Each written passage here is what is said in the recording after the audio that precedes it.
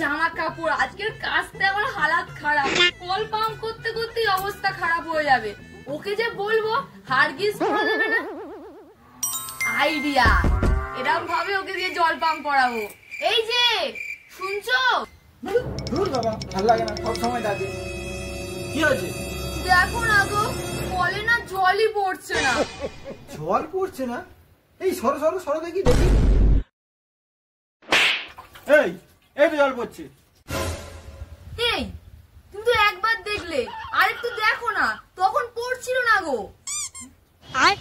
ঠিক আছে দাঁড়াও দেখছি। ये भगवान क्या जुलुम है। এই তো সব ঠিকই আছে। হ্যাঁ এখন পুরো ঠিক আছে।